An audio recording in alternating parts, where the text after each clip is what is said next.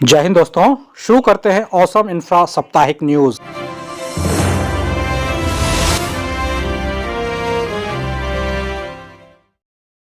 गोवा का second airport Manohar Lal international airport से 5 जनवरी 2023 से नियमित उड़ान की तैयारी की गई है।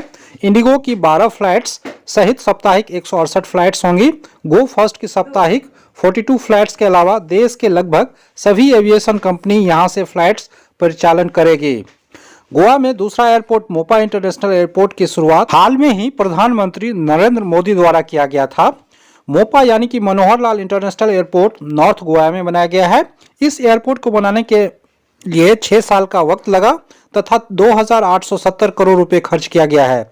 इस एयरपोर्ट को सस्टेनेबल इंफ्रास्ट्रक्चर थीम पे बनाया गया है, जिसमें solar power plant, green building, LED light युक्त रनवे और रेन हार्वेस्टिंग, अत्याधुनिक सीवेज ट्रीटमेंट प्लांट के अलावा कई और तरह के रिसाइकलिंग तकनीक का प्रयोग हुआ है। शुरू में 44 लाख यात्री क्षमता होगा, जिसको विस्तार करके 330 लाख यानी कि 3.3 करोड़ यात्री क्षमता तक बढ़ाया जाएगा। यह एयरपोर्ट गोवा के जीडीपी में वृद्धि लाएगा, साथ ही रोजगार के हजारों अवसर भी प्रदान करेगा। हाल में ही प्रधानमंत्री द्वारा देश को समर्पित 701 किलोमीटर लंबा हिंदू हृदय सम्राट बाला साहब ठाकरे महाराष्ट्र समृद्धि महामार्ग का उद्घाटन किया गया था। इस एक्सप्रेसवे को पूर्णतः सुविधाजनक बनाने के लिए 6 महीने का और समय लगेगा। समृद्धि महामार्ग के पहले चरण में 520 किलोमीटर आम जनता के लिए खोला गया है, जो नागपुर को शिरडी से जोड़ेगा।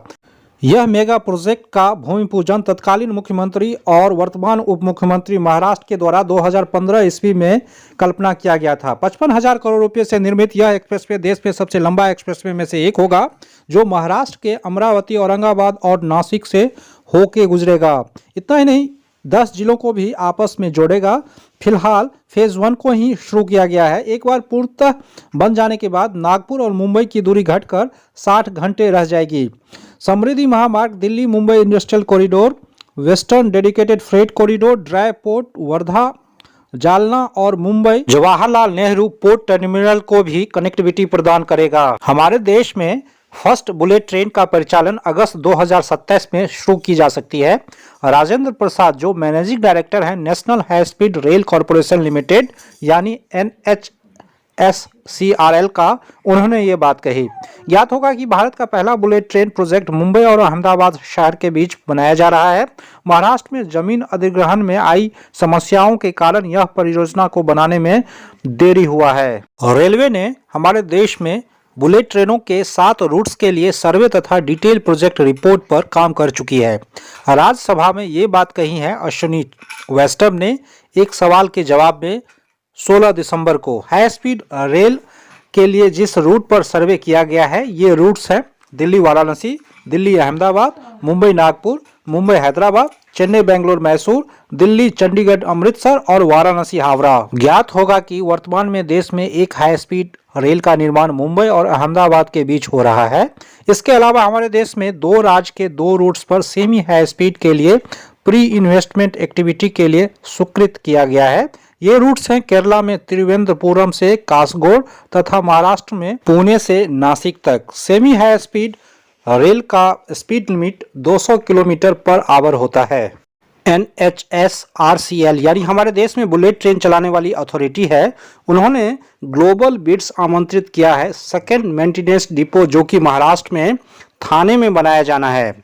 मेंटेनेंस डिपो यानी कि बुलेट ट्रेनों का रखरखाव के लिए बनाया जाना है। इस बुलेट ट्रेन प्रोजेक्ट के लिए ऐसा 3 डिपो बनाया जाना है, जिसमें साबरमती और सूरत गुजरात में तथा थाने महाराष्ट्र में होगा। हाल में ही माननीय प्रधानमंत्री नरेंद्र मोदी ने नागपुर मेट्रो रेल प्रोजेक्ट का उद्घाटन के साथ टिकट लेकर फ्रीडम पार्क से खापरी तक यात्रा किया। इसके साथ ही नागपुर मेट्रो फेज 2 का विधिवत भूमि पूजन किए, जिसका निर्माण 6,700 करोड़ रुपए बजट के साथ बनाया जाएगा। इतना नहीं, इस दौरान देश का छठा वंदे भारत ट्रेन, जो नागपुर और छत्तीसगढ़ के स्टील सिटी बिलासपुर के बीच चलाया जाएगा।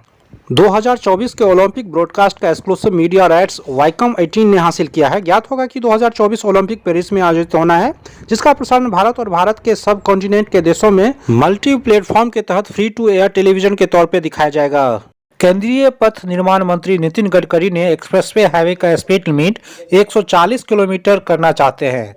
हमारे देश में एक्सप्रेसवे हाईवे का जाल बिछाया जा रहा है, मतलब अच्छा क्वालिटी का रोड बनाया जा रहा है, तो क्यों ना स्पीड लिमिट बढ़ाया दिया जाना चाहिए। फिलहाल अधिकांश एक्सप्रेसवे पर speed limit 120 kilometre per hour है।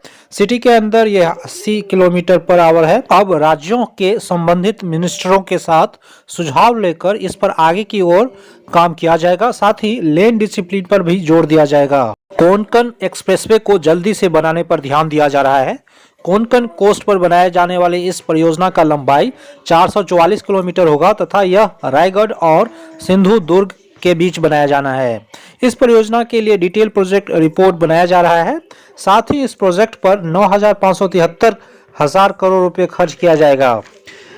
Maharashtra state road development corporation MSRDC द्वारा बनाया जा रहे यह एक ग्रीनफील्ड प्रोजेक्ट होगा। इस एक्सप्रेसवे प्रोजेक्ट को 4 स्टेशनों में विभाजित कर बनाया जाएगा। एक बार इस परियोजना के बन जाने से बेहद ही प्राकृतिक दृश्यों को देखते हुए रायगढ़ और सिंधुदुर्ग की यात्रा को 4 घंटों में पूरी की जा सकेगी। इंफ्रा न्यूज के इस एपिसोड में बस इतना ही। ऐसे ही न्यूज के लिए प्लीज सब्सक्राइब माई चैनल। मिलते हैं एक फ्रेश एपिसोड में, तब तक के लिए जय हिंद, वंदे मातरम।